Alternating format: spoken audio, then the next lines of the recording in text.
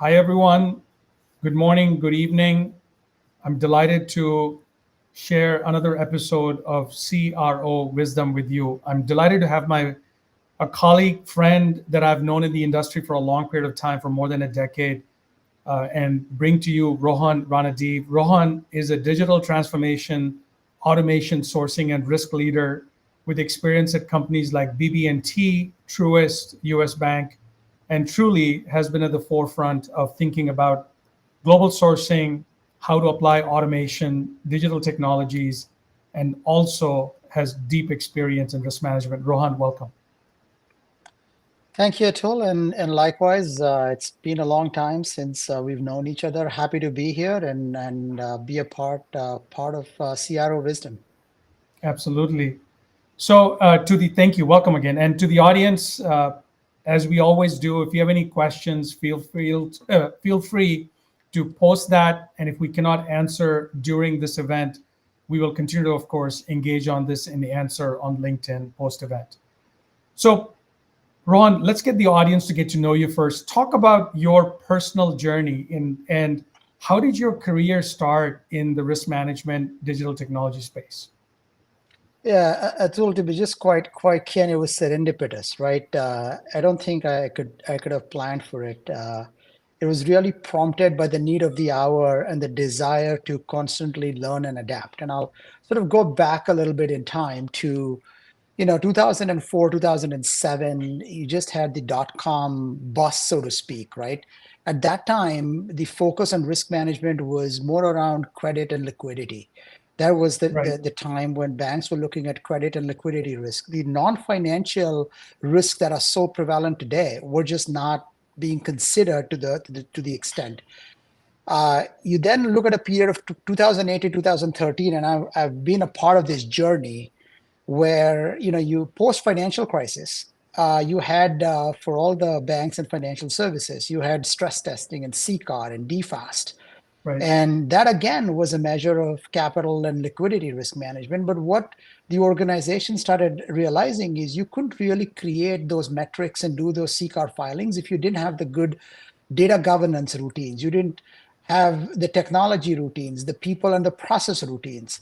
And that is where non-financial risk, operational risk, technology risk, third-party risk, all of that started becoming very, very prominent. Yeah. And people realized that if you didn't have all of those controls in place, you could never satisfy the financial aspects of the risk and what was required for your stress testing and so on, and you couldn't do it with a level of confidence. Right. Then you start looking into 2014 and 2018, like that was the era of digital and cloud migration, where everything started becoming more interconnected. You had data processing and payment processing and software and applications, the rapid migration to the cloud where the cyber security and threat vectors like completely expanded. The surface is so huge right now. And now we're in the age of AI and generative AI, all requiring good risk frameworks and good risk management practice. As I said, right, it was serendipitous, but that is the journey and the evolution for any risk manager who's been in this space for that duration. Yeah. You know, I remember this discussion with, both Victor Meyer, John Bree, more than 10 years ago. Yeah. And this whole focus on non-financial risk, kind of what you were talking about. So maybe at a 50,000 feet level, Rohan, there are many trends we are seeing in the marketplace. You talked about one of them, kind of adoption of Gen AI. But let's focus on some of these trends that are impacting risk leaders. And I'd love to hear from you on, what are some of the trends you're seeing that are impacting risk leaders in terms of their role, the budgets, and the ask from senior leadership? See, the best way I think I can describe this is today we are worried about the compounding effects of risk management, right? Compounding effects of risk management and sort of the unknown unknowns, like what we don't know. A single event today can disrupt and ripple out, across the ecosystem, and the reverberations from that can be heard throughout. You had the global pandemic, right? You've got issues such as, Solar Winds is old now, the Move It vulnerability that caused, all the way from breaches, disrupting operations, reputation damages, fines, and things like that. So compounding effects of risk is really the key. Today, Yeah. I do feel that, risk management needs to be run as a business. And I think this is, there are two or three key themes I want to leave the audience with, right? We need to start, running risk management as a business. I still feel it's very siloed, Yeah. and it's not integrated to the extent to give that effect of to be able to run those scenarios of what happens if, or looking at your entire exposure to an event at a click of a button, right? And you got to design Yeah. these experiences and journeys for the stakeholders, like they are your clients. I mean, I use the analogy of the digital product management, and something that JP Morgan especially has done very well, with the way they've built client experience. So they call it the quad, right? So they bring the design, data, product, and engineering teams together to really build those seamless, client-centric experiences that are just a wow factor. It's Yeah. done on purpose. It's Yeah. time that we take the design and the client journey, discipline to risk management, to make people and the stakeholders feel that this is not, they don't have to run anything through risk. Often you'll hear, I got to Yeah. run this through risk. Well, it needs to be a connection there. It's not because you need to do this, it's because there is enough value, and the stakeholders see that as a value adding function to whatever the business outcome that they are trying to Yeah. manage to, right? And those are the fundamental things that need to change. There needs to be an emotional connection for stakeholders outside of the core risk management discipline to work with risk management. And I think Yeah. that is a fundamental shift that is needed Yeah. in the industry. Ron, I mean, literally, it's the reason, one of the biggest reasons I started Supply Wisdom, almost 8 years ago, is because I saw this back office risk management function, that was seen as a hurdle, not as a benefit, and fundamentally believed that if you digitize risk management, moved it as a key business solution, you would create a competitive advantage. You would accelerate business. You would be the master of yes and not always the no. So I think your points are extremely, extremely well taken. So Ron, let's talk about the current risk environment. And I think you already started to kind of broach the subject. What do you think should be risk leaders' top priorities right now, as you see? I think I truly believe, right, that we need to get into, you've got top priorities, fighting fires and all of that, right? That is just your sort of what I Table call stakes. going back to the technology. It's the operate portion of our technology.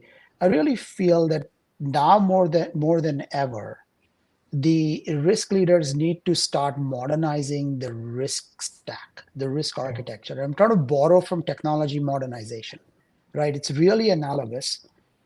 The risk programs have been built in silos, not integrated well. You've got GRC systems, you've got other different disconnected systems. Yeah. Yeah. So it's time to almost pause, put together a risk architecture based on value, based on client journeys, stakeholder journeys, based Mhm. with the end in mind, or what is it that we want to have at the click of a button. What are the reports, what are the visuals, what is the impact of an event, especially for non-financial risk, that can be seen easily, right? And start the journey, have a very strong blueprint, but have a very well architected blueprint. Yeah. uh, Yeah. it's not going to be one system, but again, you can't have 10. But You got to extremely have, well you have integrated. to, yeah, it needs to be well integrated, well architected, Yeah. very well designed, with a customer centric focus, and with Yeah. the end in mind of the data, the analytics, the Yeah. reporting, the so what, right? It needs to be actionable and insightful to be able to take actions, Yeah. as opposed to, you take any event, everybody just scrambles. Yeah. And Yeah. that's not good risk management. I think we spend way too much time in analyzing, or way too much time in just putting together stuff, and very little time in analyzing and trying to figure out the so what of it to make informed decisions. And Yeah. that's the culture change. I really like the way Rohan, you started with kind of like, it needs to reflect the stakeholder journey, right? You got to think about that, and Yeah. the fact is, and then move on to the fact it's not just enough to know, but to act, which is a key point that you just talked about. Um, Let me focus on some specific risk practices now, kind of dig deeper. We've forever have been doing these assessments and reassessments, and what started sometimes with 20, 30 questions have become in some cases 500, some cases 1,000. And as new technologies start getting added, like Gen AI, here's another 20, 30 questions that get added. These are challenging, as we know, takes time, they become stale very quickly. Talk to us Yeah. about what other strategies have you either pursued or we recommend companies pursue to be better at this form of risk management, particularly around assessments. I mean, we've known each other for a long time, right? I've never even been a fan of RFPs. I've Yeah. never been a fan of this questionnaire, right? I think you lose the connection, you lose the ability to have the meaningful discussions, and you lose the ability to co-create. The one thing that assessments, point in time assessments, in my mind, are kind of, I wouldn't say, I'm not quite sure the value. They were good when people were still learning, but the industry has Yeah. completely, adapted, moved forward, right? The value continues to diminish, because the information is all stale. But as you think about, I'll try to go into the where we leave value on the table. Yeah. So a typical relationship between, I'll just call it, a company and its business partner. Hmm. And the definition of third parties is so broad now. So it's not your typical vendors. It goes across so many different business partners, and you have to co-create value, and you have to inculcate a culture of risk sharing, right? Too often it's like, oh, your standard doesn't look exactly like mine, so you go fix yours. Well, that's what a point in time assessment does. Yeah. Whereas, what can we redesign this control to be more effective? And then how do we monitor the control? The control doesn't always need to be on your business partner or your third party side, Yeah. right? The Yeah. other aspect of these assessments is, I mean, I work for banks, right? Every bank is a third party to someone. Yeah. Would you all like to be treated with point in time assessments every year with all of your third parties? Well, and what are you going to do about it, right? Yeah. And the government wants to do third party assessments on many of the. So where do you draw the line, right? So do you want to set dual standards in the industry? I even would go as far as and say, as you've got to start investing in different solutions where you think about the control framework, right? I Yeah. don't know whether that makes sense to go on to some sort of a blockchain to say, hey, here is a attestation of the control framework, and then design, integrate the product service with how you're delivering you the experiences for your clients. Too much time is spent on assessing and very little time spent on how does the product service actually work, how does it integrate, and how does all of this align. In my time, in my mind, like, point in time assessments is a job, a little bit of a job security for people who conduct that. Well, So we got to shift the paradigm. yeah, I think to your point, it's what value is it generating, and is it truly the best way in today's environment to get to that result, right? And I think that's the point. Let me dig deeper. We were earlier talking, and this obviously reflects on assessments. We were earlier talking about non-financial risk, and often you see in risk programs there's an inordinate focus on one or two risk domains like cyber and financial. Important for sure, but look at the disruptions over the last 2, 3 years. Location based, compliance based, right? About people based issues. Talk to us about As you have evolved your discipline around risk Mhm. management, what are other risks that now in today's environment are more equally important to monitor? Well, I think you called it right. I mean, it just depends on how you start defining the risks, and most importantly, how all of that comes together. So, location-related risks, where are the people, the connectivity? Now, cyber can expand to data, technology, privacy, cloud. Some even look at AI as a part of cyber. So, I mean, it just depends on how you want to layer. And then you've got a whole set of other type of risks around adherence to laws and regs and compliance, Yeah, right? So that is for certain types of outsourced activities where there are specific adherence to laws and regs that are required. So the you've got to build these programs without over engineering, where you've got to figure out your exposure through generally what is called as an inherent risk assessment questionnaire to what domains, but it needs to be nimble enough to give a good idea. The yeah, other types of methods and technologies that I've seen, which can help with this, is creating a what I call as a risk category structure for your third parties. And that risk category structure is maybe about 50 to maybe about 100. yeah, And then you are mapping your services to those categories. And those categories essentially have those risk attributes and exposures to the various domains. That's so there is a little bit of a build process to yeah, that, but yeah, then it streamlines your downstream processes significantly, going back to that client journey, the cycle time, which everyone complains about. How long does it take to onboard a third party in this yeah, example? yeah, yeah. I think, definitely a key takeaway in this is don't limit yourself to financial and cyber risk. Think about what risk categories apply to that service, to that third party. Like yesterday at the risk board, we were having a conversation about, hey, what risk domains apply to Gen AI? And we talked about it. It's cyber, it's explainability, it's people, it's tech risk, and so many others. Um, See a tool. Sorry, go ahead. I yeah, didn't no, mean no, to go interrupt. ahead. Why don't you finish your thought?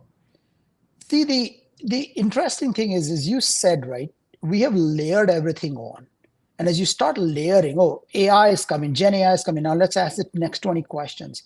Well, nobody goes back and starts looking at revising anything to optimize it, right? And that's why, right, organizations should take a holistic approach to this risk category based structures. And again, I want to be very clear, right? Risk categories are not your sourcing categories. Yeah, yeah, Sourcing categories are related to spend. There is obviously some overlap, and I'm not talking about replicating the Duns code or USN USPNC, whatever this is really needs to be very thoughtful yeah, about how do you want to manage your risk stripe so you can optimize that structure and drive execution, analytics, and insights to yeah, take the right actions.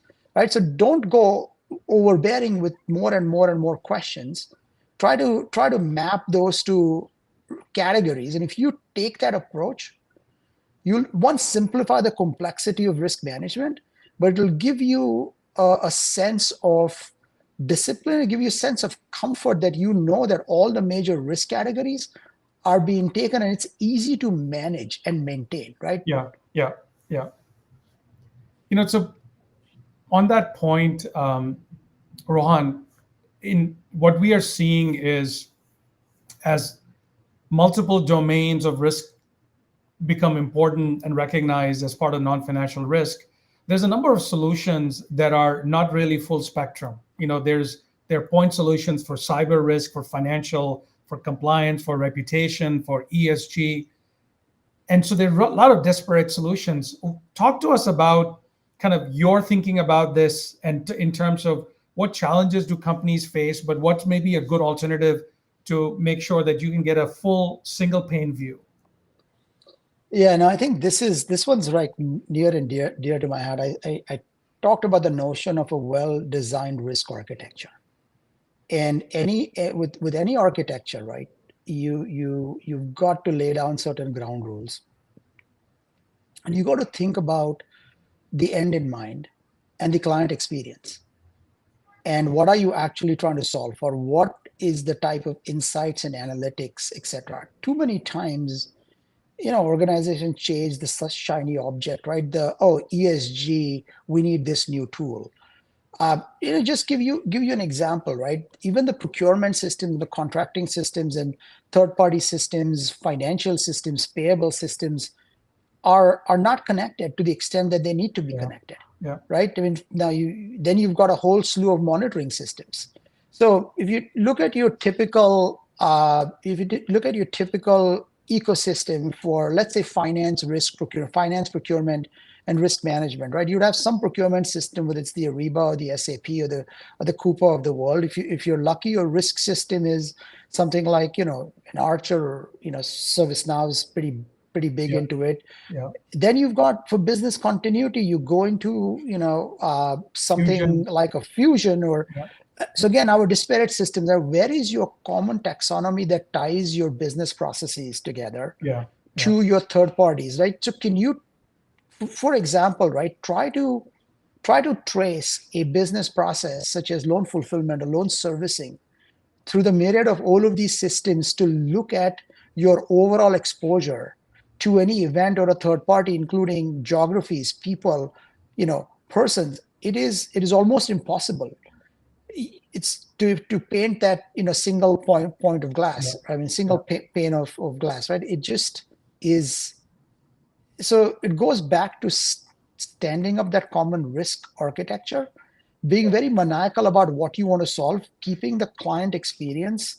Because you think about it, all of these Yeah. systems Yeah. created by different, fractions within risk, right? I've not even talked about compliance and so on. All of this gets dumped onto the business lines. That's Yeah. where they Yeah. completely lose Yeah. the client experience. They lose the buy-in from the stakeholders, right? Where they say, "Oh, I got to run this through this risk process. Oh my God!" Yeah. Right? So Yeah. that needs to be challenged. That needs to be rethought and re-architected, just like technology modernization. There needs to Yeah. be a modernization, whether you take it to something like a ServiceNow on the cloud, or you take it to the Archer on the cloud. You need to modernize it, built Yeah. around strong processes. I mean, so And this it's is, I think, it's to the point is that you've got to be able to have a single point of view across all risk domains, so you can see both, where is risk beginning, but also where is it cascading. So as you said in the very beginning, the whole compounding part, you're not going to Mhm. be able to recognize that if all these are siloed. Now, let me move on to a practice that we're seeing, right? So one of the biggest developments we're seeing in risk management is this whole continuous, ongoing, real-time monitoring, and it's being adopted very rapidly across multiple domains. So what are your thoughts about the benefits, challenges, and what do you think is the right way to adopt continuous, ongoing monitoring? Continuous. First of all, I think it's very important to know what your potential risk exposure can be. And I think what we talked about, a well-architected, risk framework, risk systems will give you what your exposure is. Now, then monitoring is really about what level or what strata of risk, high or very high, high, moderate, that you want to monitor on a continuous basis, because your efforts need to be worth, the juice needs to be worth the squeeze, right? I mean, it's Yeah. so. And then what typical things do you actually want to monitor? And for example, the alerts, right? If there are alerts coming out, and then how do you want to react to those alerts? Yeah. You never want to get into this situation where there are a lot of false positives and you're chasing your own tail only to miss that one true positive. Like, I mean, think about it. It's a little bit of a fraud problem, right? There's a high percentage of false positives in the fraud data set, right? So you want to be careful about how you design that, right? So uh, you've got your challenges, which is how do you design that. That's where I would rather spend a lot more time Yeah. than doing these point in time assessments, Yeah. right? How do you want to monitor this? How do you want to create it? And I don't believe it's like it's it's a continuous process that you have to refine, and you've got to learn. You've got to create a virtuous cycle, Yeah. you know, out of that. It's not once and done. It's always like, this is where what we got right, this is what we didn't get right, and how do we change that concept to have that optimal, signals, to have those optimal signals that can really help us, Interactions. yeah, make those decisions and take those actions, right, Yeah. proactively. Yeah. You know, Ron, I think of this as to get the most out of real time intelligence and continuous monitoring, you have to have a playbook that totally understands the journey of risk and what your mitigation is at what threshold. And so to you, it goes back to the planning you're talking about. And so on top of that, some of the ways people are making this happen is through machine learning and AI and Gen AI. Talk to me about what are you seeing Gen AI and large language models and other automation impacting and or benefiting risk management?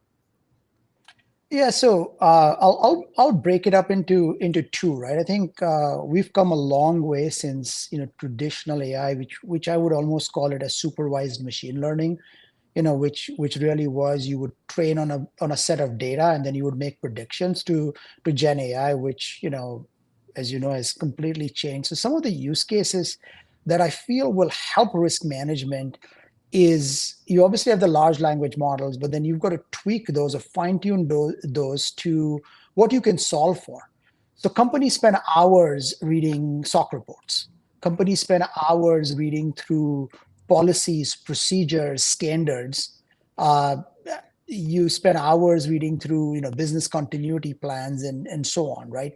Now with Gen AI, you can literally automate to some degree all of those activities and be able to fine tune the models to give you information where they deviate from your accepted principles, or Yeah. where you feel there could be gaps within Yeah. those processes. Yeah. It tremendously takes out the role of all of those assessors, changes the paradigm to be more focused on, I would call it, exception handling, Yeah. letting AI and the Yeah. automation do its very best. Again, it's going to be a journey before you get to that, Yeah. but it allows them to now focus on, well, here is the exposure. How can I now design a better control? How can I, create a better process, a better mousetrap? How can I have the right risk metrics, etc., and quantify the exposure better? Then people just didn't have time for that. Yeah. Yeah. Uh, and that to me is the biggest change from a assessment due diligence perspective. Yeah. And then you've got the second aspect around continuous monitoring, and what that looks like, and just getting all of that information across and really distilling the signal from the noise. Yeah. Yeah. I mean, that's the whole effectiveness part of it. So I want to go back to a, a point we were talking about at the very beginning, which is this whole aspect of kind of risk as a revenue enabler. We were talking about. So one of the things I always think about is, as risk leaders, Rohan, how do we help business leaders rethink risk and think about great risk management, better risk management, enhanced risk management as truly being able to drive revenue? What would be some areas that you think we could help business leaders rethink risk? And I'll maybe break it up into two or three. I mean, it's easier to do on the financial aspects, right? I mean, you underwrite very well, whether it's loans and your loss reserves, or so that's fairly easy quantifiable. I'll switch over to non-financial risks. I think first, by designing these journeys, you're going to have the business lines, your first lines, focus on their client. By focusing on the client, that is definitely going to lead to more revenues. It's hard to quantify some of that, but you just get an entire workforce energized, Yeah. focusing on the client. Everything else sort of takes care of itself, right? That's probably part one. How do you I mean, that's, I think, the key driver, as to free up resources from doing things that feel redundant, that feel like it's not a great journey, it's not something that you would ever have your clients exposed to, right? Then Feel why like an would risk obstacle. organizations have? Yeah, Yeah, exactly. yeah, yeah, Right. So that's the thing. The other side is proactive risk management would allow you to do your scenario analysis, right? An example is, hey, what is our total cumulative exposure to cloud or AWS as an yeah, example, yeah, right? And well, what happens if, and how should we plan to sustain X, Y, and Z if an outage, as an example, were to happen? yeah, Continuity of operations, which then, may not lead to direct revenue, but again, client expectations, reputation risk, continuity, resiliency, right? All of those sort of factored in together, and I would bucket them around more around cost avoidance, yeah, or protecting your revenue stream than creating net revenue. But then it creates a circular loop, right? Just create a loop into yeah, augmenting your revenue because your clients feel much more secure, yeah, much better that they are with an organization that takes risk management, very seriously, and the data information is protected. yeah. I mean, I think, I can summarize that in one way, Rohan, also as trust, right? Yeah. Good risk management enhances the reputation, enables tremendous amount of trust. So, Rohan, we talked about a number of specific risk practices, and I really appreciate you sharing your point of view. Let me pivot to the final two questions. This is really about the profession itself. So, as a risk leader, you've been successful, and I'm sure you've got another decade or two of contribution left. So, what resources do you rely on, Rohan, to be a better risk leader, to be a better automation leader? Yeah, it's a little bit of you learn by doing and being inquisitive, uh, listening to many different podcasts, taking in articles. You have to be. I've always prided myself in being a very humble student. Everything that has come, as I've explained, right, the career journey, you have to learn, whether it's investing in learning, uh, you know cloud architecture, cybersecurity. You talk to people, and continue to learn and adapt. And I mean, I don't see any other way around it, right? Yeah, The disciplines are changing. One of the things that people often forget is that they can learn from their vendors, their partners, yeah. and be curious and be inquisitive, right? That's all the advice that I can be. You got to be a lifelong student for life. Yeah, I'll add one more because Rohan, Yeah, I've experienced this with you. You're also a great contributor at peer groups. So one of the groups that yeah, we both participate on, that I moderate, Risk Board. You've always been a great contributor to that. So I think maybe that's the one other takeaway I would say. yeah, Maybe speaking on your behalf, that tap the power of your peers. yeah. Peers, yeah. I So, agree Ron, with for that. my Yeah, final question, often young professionals early in their careers, they don't necessarily go to school for risk management, right? It's something that they come across. And what advice would you have for risk professionals or those professionals that are early in their career and want to be in the risk management field?